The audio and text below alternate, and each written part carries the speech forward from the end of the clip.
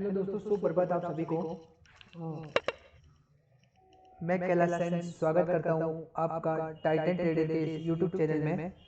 और आज के इस वीडियो में हम बात करने वाले हैं स्टॉक मार्केट की कार्य प्रणाली के बारे में कि स्टॉक मार्केट का जो स्ट्रक्चर है वो किस तरीके से काम करता है।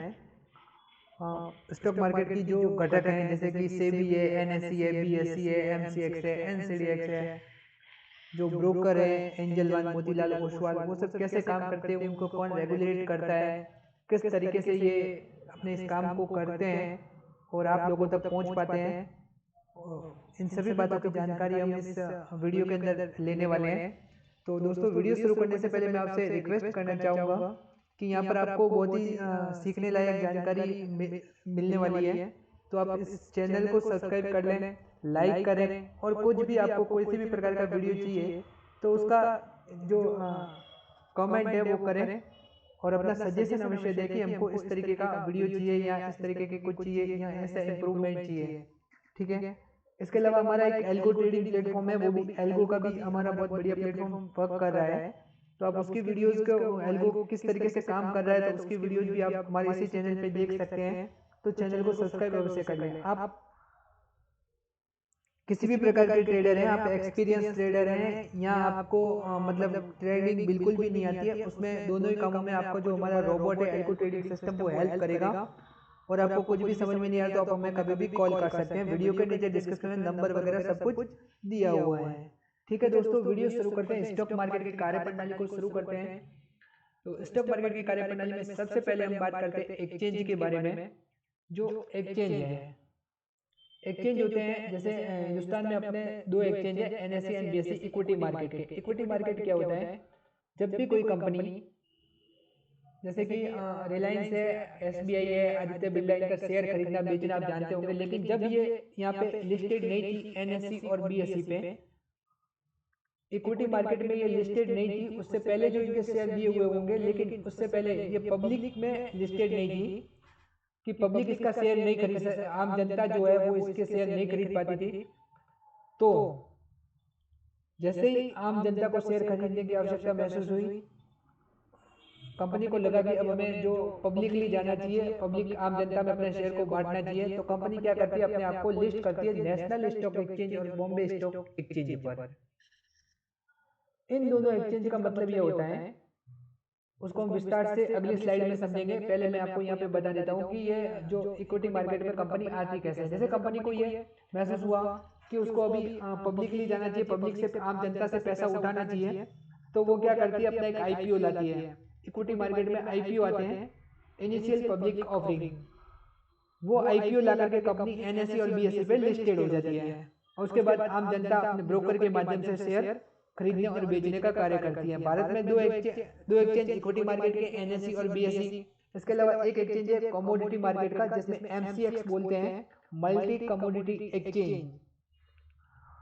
मल्टी कमोडिटी एक्सचेंज में उन वस्तुओं का ट्रेड होता है, जैसे कि इक्विटी मार्केट का जो एनएसई और बीएसई, वहां पे केवल शेयर का ट्रेड होता है, जो कंपनियों के शेयर होते हैं उन्हीं का ट्रेड होता है। जबकि जो कमोडिटी मार्केट है वहां पर कमोडिटी के अंदर जो कमोडिटी संबंधित जो वस्तुएं हमें खनन कार्य से प्राप्त होती है, लेकिन प्रकृति से प्राप्त होती है, खनन कार्य से प्राप्त होती है, प्रकृति के द्वारा प्राप्त होती है, कृषि कार्य द्वारा प्राप्त नहीं होती है। प्रकृति से तो प्राप्त होती है, लेकिन जैसे कि आपको बाजरा है तो उसके लिए आपको खेती करनी पड़ेगी, लेकिन गोल्ड है, सिल्वर है, प्लेटिनियम है, क्रूड ऑयल है, और भी अन्य पदार्थ है, जैसे कि हमारा ये क्या बोलते हैं इसको, ग्रेनाइट है, और भी बहुत सारे जैसे कि जस्ता है, तांबा है, ये सारे आपको इनकी जो ट्रेडिंग अगर करनी है तो आपको एमसीएक्स पर जाना होता है। अब ये एमसीएक्स और इक्विटी मार्केट जो भी है, national stock, Bombay stock exchange, ये सब लिस्टेड होते हैं ब्रोकर के पास में। ब्रोकर उसको बोलते हैं जिसका आपका डीमैट अकाउंट होता है। ठीक है, उनको हम विस्तार से आगे समझते हुए चलेंगे अगली स्लाइडों में। और इन सभी को जो रेगुलेट करता है वो होता है सेबी। इन सभी के ऊपर सेबी उनका निगरानी में ये सारे कार्य करते हैं, ताकि कोई भी किसी भी प्रकार की कोई भी आपके साथ में फर्जीवाड़ा नहीं कर सके, कोई भी इरेगुलर तरीके से किसी भी क्लाइंट को ठगने का काम न करे। इसके लिए सेबी इन सबको रेगुलेट करता है और सेबी के नियमों के देख रेख में ये सारे एक्सचेंज जो है कार्य करते हैं, ब्रोकर हो, एक्सचेंज हो, जो भी हो। ठीक है, तो अभी हम समझते हैं बी नेशनल स्टॉक एक्सचेंज और बॉम्बे स्टॉक एक्सचेंज को विस्तार से। तो एनएसई जो है उसका पूरा नाम नेशनल स्टॉक एक्सचेंज है, और बीएसई है उसका पूरा नाम है Bombay stock exchange. Bombay stock exchange है वो एशिया का सबसे पुराना स्टॉक एक्सचेंज है, और इसका जो सेंसेक्स है वो इसका एक इंडेक्स है, और ये भी इंडेक्स सबसे बड़ा है, करीब 65,000 से 67,000 के आसपास की इसकी भी वैल्यू चल रही है। तो बहुत ही बढ़िया ये ट्रेड है। और सेंसेक्स में मैं आपको बता दूं पहले ट्रेड नहीं होता था, सितंबर से ही ट्रेड में आना शुरू हुआ है सेंसेक्स। इससे पहले केवल निफ्टी में ट्रेड होता था, जो कि नेशनल स्टॉक एक्सचेंज का इंडेक्स है, उसी में ट्रेड होता था। जो बॉम्बे स्टॉक एक्सचेंज का जो सेंसेक्स है उसके अंदर 30 कंपनियां लिस्टेड हैं। जो बड़ी बड़ी 30 कंपनियां हैं उनका एक एवरेज प्राइस सेंसेक्स में ट्रेड होता है, लेकिन 30 कंपनियां पूरा आप सेंसेक्स का एक लॉट खरीदते हैं तो उसके साथ 30 कंपनियों की जो मूवमेंट होगी उसके मूवमेंट आपके इस इंडेक्स पर दिखाई दी देगी। और वैसे ही जो नेशनल स्टॉक एक्सचेंज है उसका जो स्टॉक इंडेक्स है उसका नाम है निफ्टी। निफ्टी में करीब भारत की टॉप मोस्ट 50 कंपनियां लिस्टेड होती हैं, और ये भी एक बड़ा इंडेक्स है हिंदुस्तान का, जिसमें भारत की 50 कंपनियां तो ट्रेड करती हैं, और ये ट्रेडेड वैल्यू के हिसाब से बहुत ही बड़ा इंडेक्स है। ठीक है, तो जो नेशनल स्टॉक एक्सचेंज का जो इंडेक्स है वो निफ्टी है, इसमें ट्रेड होता है, ऑप्शन ट्रेडिंग के द्वारा इसमें ट्रेड किया जाता है। और बॉम्बे स्टॉक एक्सचेंज का सेंसेक्स है, उसमें भी ऑप्शन ट्रेडिंग फ्यूचर ट्रेडिंग दोनों में की जाती है। फिर अपना आता है एमसीएक्स मल्टी कमोडिटी एक्सचेंज। तो एमसीएक्स में जो हमारा गोल्ड सिल्वर क्रूड ऑयल जो भी वस्तु है प्रकृति से प्राप्त होती है, गोल्ड है, सिल्वर है, प्लेटिनियम है, तांबा है, जस्ता है, इसके अलावा क्रूड ऑयल है, और भी अन्य वस्तुएं जो भी हमको यहाँ से प्राप्त होती है एमसीएक्स में आती है। और तीसरा एक और एक्सचेंज होता है वो होता है एनसीडीएक्स, चौथा एक्सचेंज हम बोल सकते हैं इसको एनसीडीएक्स, जो कि होता है कृषि उत्पादों के लिए, जैसे बाजरा, ज्वार, जीरा, राई के लिए होता है। लेकिन उसमें इतना ट्रेड होता नहीं है, तो वो समझना हम जरूरी नहीं समझते, उसमें इतना ट्रेड नहीं होता है एमसीएक्स में, और इक्विटी मार्केट में ट्रेड होता है, इसलिए मैंने इन 2 स्लाइडों का आपको समझाया है। ठीक है, अब इन दोनों में ट्रेड करने के लिए हमें कहाँ जाना होता है? इन दोनों में ट्रेड करने के लिए एक होता है ब्रोकर का निर्माण। ठीक है, इन दोनों में ट्रेड करने के लिए होते हैं ब्रोकर्स। ब्रोकर्स कौन होते हैं? जैसे कि एंजल वन, अगर आपका डिमेट अकाउंट एंजल वन में तो आपका ब्रोकर एंजल वन है। इसके अलावा जीरोधा है, मोतीलाल ओसवाल है, फायर है, ICI securities, HDFC securities, SBI securities, इसके अलावा यस बैंक सिक्योरिटीज, और भी बहुत सारी कंपनियां हैं, पता नहीं कितने, स्वास्थ्य का इन्वेस्टमेंट है, और भी खूब सारे नाम है जिनका नाम भी इतने याद नहीं है, पर खूब सारे ब्रोकर है, करीब 200 के आसपास के ब्रोकर भारत में ये काम करते हैं, और भी अन्य को रजिस्टर्ड भी हो रहे हैं। तो ये सब ब्रोकर के पास में, आपका ब्रोकर का काम होता है आपको डिमेट अकाउंट खोल करके देना। डिमेट अकाउंट में आपकी कोई भी प्रॉब्लम आती है, उसमें जो आपने पैसा रखा उसका सुरक्षा करना, आपने जो शेयर लिए हैं उनका ध्यान रखना।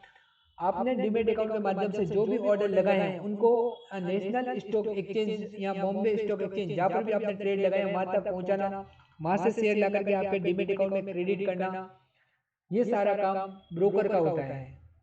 ठीक है, ब्रोकर का काम ये नहीं है कि वो आपको एडवाइजरी दे या वगैरह दे, हालांकि देते हैं, वो अलग बात है कि वो अपनी एक रिसर्च आपको दे सकते हैं, ऐसा नहीं है, लेकिन ऐसे सेबी से कोई रूल्स नहीं है कि ब्रोकर को कोई मतलब एडवाइजरी देनी ही चाहिए।